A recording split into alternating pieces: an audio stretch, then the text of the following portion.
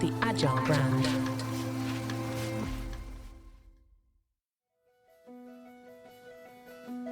Welcome to Season 6 of the Agile brand, where we discuss marketing technology and customer experience trends, insights, and ideas with enterprise and technology platform leaders. We focus on the people, processes, data, and platforms that make brands successful, scalable, customer-focused, and sustainable. This is what makes an Agile brand. I'm your host, Greg Kihlstrom, advising Fortune 1000 brands on MarTech, marketing operations, and CX, best-selling author and speaker. The Agile Brand Podcast is brought to you by TechSystems, an industry leader in full-stack technology services, talent services, and real-world application. For more information, go to teksystems.com. Now let's get on to the show. Today we're going to talk about AI agents and the intersection of artificial intelligence and marketing with Raj Rikhy, Principal Product Manager at Microsoft. We're going to explore the functionalities and strategic uses of AI agents and how marketers can leverage them to enhance their initiatives. Raj, welcome to the show. Hey, Greg, thanks for having me. Wonderful to be here. Yeah, looking forward to talking about this with you. So why don't we get started first with you giving a little background on yourself and your role at Microsoft? Yeah, totally. Been at Microsoft for about 5 years now. Currently working on a bunch of really interesting stuff with data engineering, data science. Spent several years at Microsoft working on deep reinforcement learning, which has a lot of context around agents, but that's a story for another time. And yeah, had a smattering of experience at other companies, IBM, Salesforce, and the like. Also working on AI. Great. So yeah, you're the right person to talk with about this topic. So yeah, we're gonna touch on a few things here, but I wanted to start with this concept of AI agents and applying it to marketing. So first, Why don't we start with a definition here? Again, lots of people listening to this are using AI in some capacities, but what exactly are AI agents, and how do they differ from some of the other AI tools that might be used in marketing now? Yeah, totally. I think one of the key things to think about when framing this definition is, when we talk about AI agents, we're talking about it in the context of generative AI. So, hopefully folks have had an opportunity to dabble around with ChatGPT and the likes of, Copilot and similar tools. One of the interesting aspects of this new sort of revolution with generative AI is the AI's ability to really provide answers that are meaningful to the user, right? So whether you're asking questions to ChatGPT, it's really kind of fascinating, right? Like the output that you get, because most of it actually sounds reasonable. Now, let's take that next leap of logic. Right. So if you're able to get a question and an answer that's meaningful, what if you were able to ask AI to do something for you and get a meaningful action? Yeah. And so AI agents are the next evolution of basically extending the capabilities of existing LLM tools and allowing them to really interact with the real world environment, whether that's through a software interface like an API, like for example, like creating an account, or whether that it could even be something as crazy as taking an action in the real world, like maybe even placing an order on behalf of a customer, right? So At its core, AI agents extend the capability of generative AI algorithms to be able to take actions based on a user's input request. Got it. So in essentially building on that idea that I think a lot of people are familiar with is, you type in a question in a chat interface or something like that, you get an answer, but instead what you're saying is this is a few levels of complexity beyond that, of like, I want you to accomplish something, and then the AI agent goes out there and does it, right? Is that a safe assumption? Yeah, I mean, the neat way to think about this is if you were to do some kind of an integration with another tool, right? Today, let's say you weren't using AI at all, right? Yeah. You would probably have to scope out the work, figure out, is there a way that you can interact with it? Let's say, for example, Salesforce and something like Constant Contact, or I don't know, Right. some other type of tool, right? You'd have to figure out, like, okay, let's sit down, figure out, are both tools applicable for our use case? Do we have kind of an intersection of their APIs? You have to find developers. You have to, figure out, Right. like, okay, Right. can I? And so one of the fascinating things that generative AI is able to do is you actually don't even need to do any of those things. In fact, you can kind of, and I'm being reductive here, but give the AI a URL and it can kind of figure it out, which is an absolutely fascinating thing. Yeah. I'm being very reductive, but the integration cost that's associated with getting an AI to do something with generative AI is beginning to be vanishingly small. And the more you see the capabilities of these models deepen and extend, not only are the richer capabilities that you're going to see they have, but you're also going to see more fascinating things like maybe even multi-step operations. I mean, let's get real for a second, right? Yeah. One of the most challenging things that I've found, at least in marketing, is it's dead simple these days to stand up a landing page. I mean, it Right. is, take your tool off of the shelf and you Right. got a landing page, right? Right. But what do you do after that, right? And if I'm thinking about, well, yeah, it's easy to stand up. I collect a bunch of leads. I mean, how am I going to turn those into anything resembling an MQL other than saying, oh, they've filled out a bunch of information? Well, let's think about that next step. And I'm going to get crazy for a second if you don't mind, Greg. But Sure. Sure. what if? And just bear with me.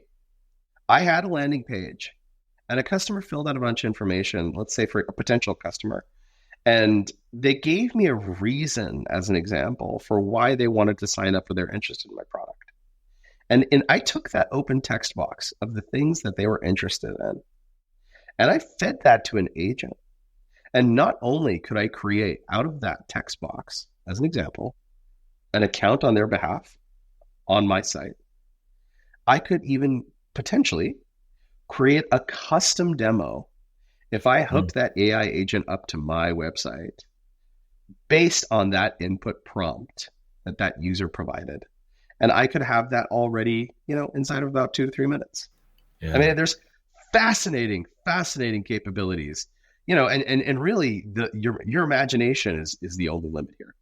Yeah. Yeah. And I think one of the amazing things about that part too is marketers and I'd say marketing automation enables a lot of things, but they also require a marketer to kind of guess what a customer is going to do, right? So Totally. if this then that, there's only so many variations that it even makes sense to set up based on how the size of the audience, so on and so forth. But what you're saying here is obviously there needs to be some things set up ahead of time or whatever, but let's not try to second guess what every customer is going to do. Let's let them guide us. And then as long as the infrastructure is there, kind of create it for them. Is that kind of what you're saying? Yeah, I mean, I would even take it a step further. Like let's start rethinking some stuff, Yeah. right?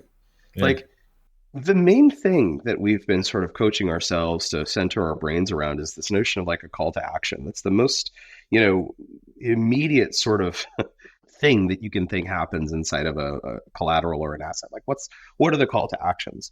Well, why are we limiting those call to actions to, some kind of customer input in a form, right? Right. Why don't we have the AI actually take those actions? Forget about the call. Mm. Why don't we actually action the collateral or the material, right? And that's the big difference. It's not about, you know, how do we capture that intent in that moment? Forget about capturing the intent. Just let them deliver. Yeah. Yeah.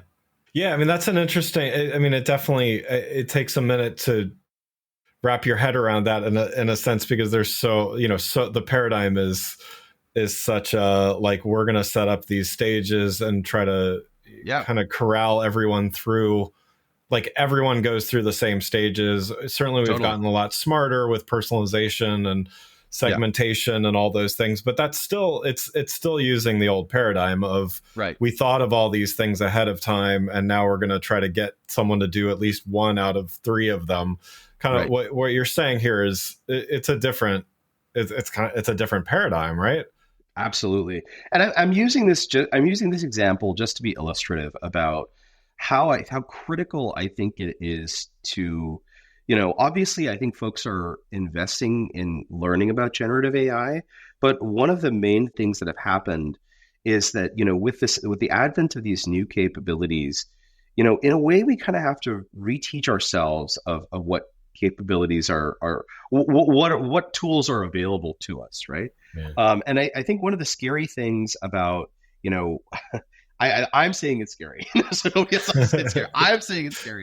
One of the scary things about the new AI wave is that, it's hard to actually figure out, now that there's been kind of an explosion of models and tools, and, things are moving so fast that it's easy to get kind of swept up in the lingo. Like, as an example, for for a hot second there was a lot of literature, there was a lot of interest around this thing called prompt engineering, right? Yeah. And now it's Yeah. called God knows what else. And like for like 6 months, it was like the only thing anybody could talk about. Right. Like, Right. like, oh, we got to engineer this prompt, and and there's going to be careers made out of this and all that kind of stuff.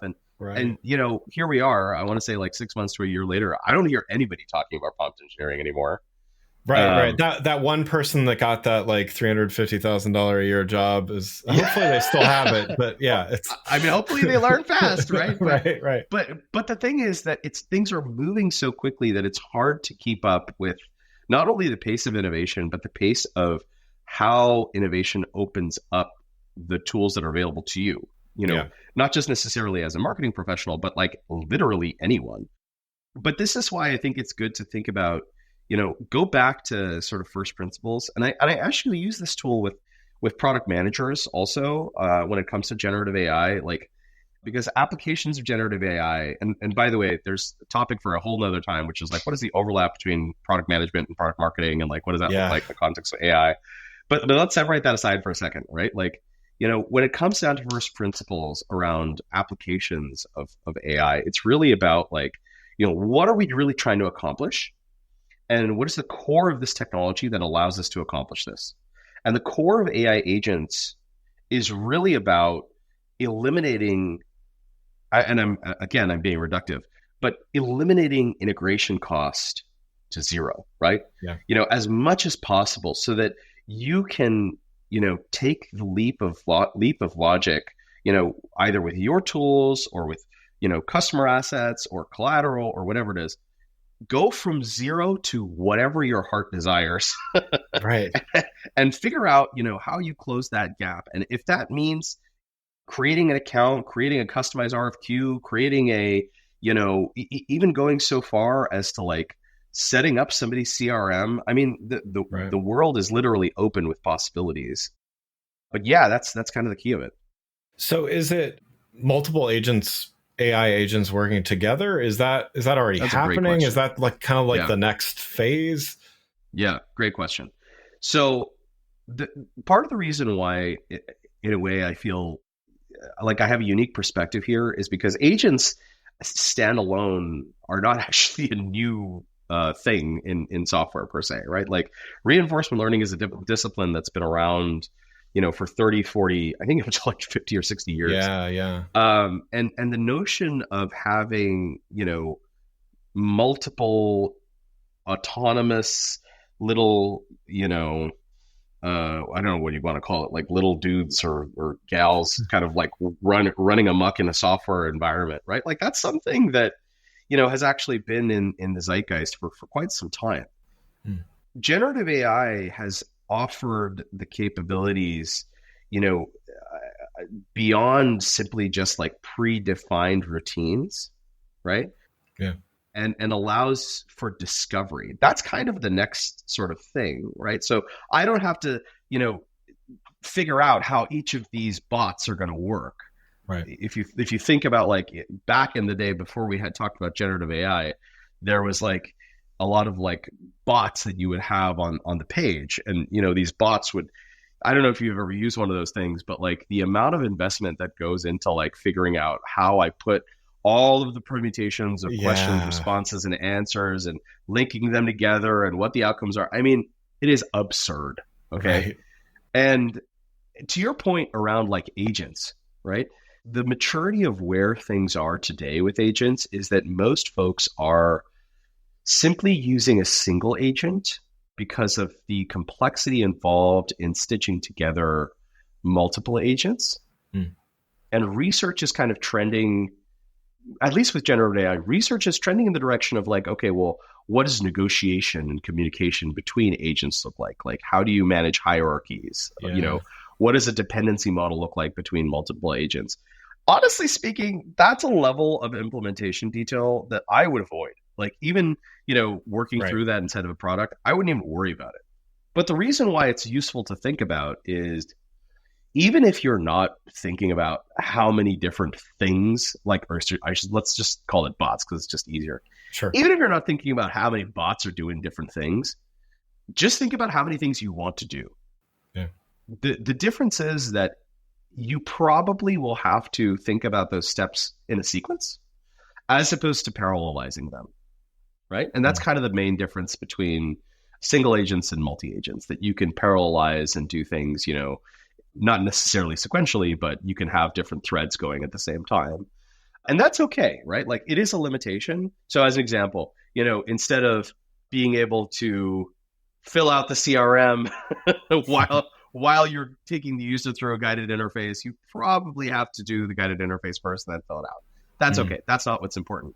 What's important is being able to kind of figure out, how do I dip my toe in the water, right, of getting things done on behalf of the customer? And then when I schedule that logic for a single agent, how do I do it in a way where the output is useful and valuable to whoever it is that's consuming this, stuff, right? Yeah. Yeah. That, honestly speaking, that's the level of granularity that I would stay at for now until it gets much easier. Yeah. Yeah. I know. I'm envisioning this like org chart of AI agents or something at some point, which is then we get into a whole other level of things. But yeah, I think I think that's probably good for most for now. Yeah. I want to talk about, because there's a lot of people listening in organizations, let's just say of varying stages on the adoption curve. I think most are using AI to some degree, whether that's, a few people using a few different tools like Copilot or ChatGPT or Gemini or something, to all the way up to some very sophisticated organizations. What are you seeing as far as, talking about enterprises, because that's a big part of the audience. Where do you think where do you see them being on this adoption curve of Gen AI in particular? Yeah. So that's an excellent question. So I think it really varies. Yeah. I've certainly seen, particularly on the AI front, when it comes to regulated industries, as obvious, and this is not unique to generative AI, truly. When it comes to AI applications, when, with regulated industries, and a lot of those, enterprises are in verticals that have regulations to that effect, it is a very fast moving space. And there's a lot of concern around, okay, well, does this training data, like, will it capture my input? Will it be retrained? What about the inference? And so I think that there's certainly some uncertainty attached to that. Which, look, if you're a customer who's rolling it out, the burden of proof is on the output, but it's also up to, like, can you change as quickly as necessary with potentially the regulations that are coming out, right? Like, so there's some risk associated with that, certainly. But I do think that, there's lower hanging fruit that a lot of enterprises can certainly take muster of. And, I mentioned one of the use cases at the top of the call, which is, instead of capturing emails, just give them a little extra goodness, right? And that's not something that's unique to SMBs or enterprises. Like, that's something that you can kind of take off the shelf and just be like, okay, well, how do I integrate this in my workflow, right? Yeah. I think that for the more sophisticated applications, certainly, I'm seeing enterprises follow the typical adoption curve, right? And this is, you have skunkworks teams who are experimenting. They have sort of isolated projects. They're usually net new. They're understanding, what the applications look like before they roll it out. And the one thing that I do want to kind of call out here that is not, again, not unique to generative AI, right, is you always want to be aware of your own data estate, right? Yeah. You always kind of want to be in lockstep with, particularly on these skunkworks projects, have some level of visibility, right? Just be like, hey, this is an experiment. This is time bound. This is minimal cost, et cetera. But the reality is that, especially in these enterprises, as I mentioned, since the burden of proof is on you, you have to figure out how to articulate the value to the organization at large. And really, that's only done through visionary sort of proof of concept and leadership. That's the honest truth, right? You have to be able to kind of like bring I hope you don't mind me borrowing this, but bring the tablets, right? Like show right. show the goods. Right. If you can't showcase in kind of real order, even if it's something simplistic, right, what the application could unlock for the enterprise, I think it's going to be difficult to try and gain traction. And the fortunate part with AI agents in particular, okay, is that a lot of the things that you can accomplish can be done with public information that's off the shelf. Yeah. You don't have to necessarily do that in the context of your own data. You can find proxy use cases, and those proxy use cases with public data can hopefully, it could even be, Greg, it honestly could even be something as simple as you have public documentation for your product, right? Yeah. Hook it into AI agents that can ask and answer questions, and maybe even something as simple as, hey, can you show a user where this is, or take a screenshot of this inside of my product from public documentation for this specific question. Yeah. And that's an easy way to off the shelf. Like if I'm an enterprise, like this is all public stuff. This is out there on the web, right? Right. But at least in my opinion, right, the only way that you're going to be able to kind of like articulate that value back in the house is find something off the shelf. It's cheap. It is cheap. It's easy to do. It's not that difficult, and take it back inside the organization.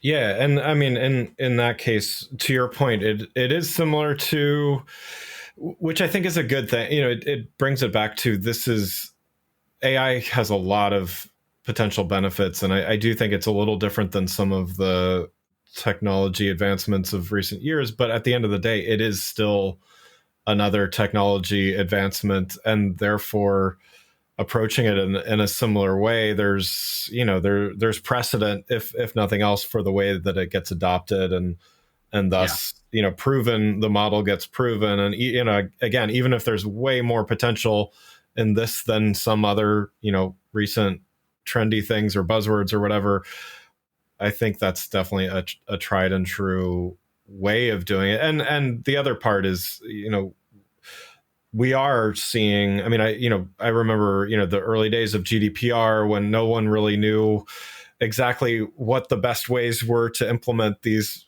brand new regulations and all those kinds of things. I feel like we're kind of in the early days of that with AI regulations as well. To that end, it seems like it's probably starting kind of how it did with GDPR, with, EU kind of writing some things, but it's still, it would be difficult to say 2 years, 3 years out what that's going to look like, whether it's in the EU or in the States or wherever. So starting with some things that are pretty easy to prove and safe, even for those regulated industries, seems to make a lot of sense.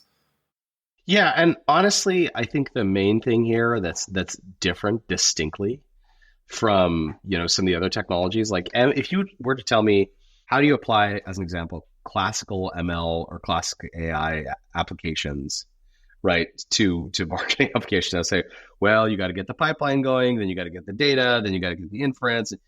The main difference separating these things from agents is that agentic capabilities do not require a lot of tailoring and input to be valuable Mm. because of their ability to eliminate that integration cost. And that's kind of the difference, right?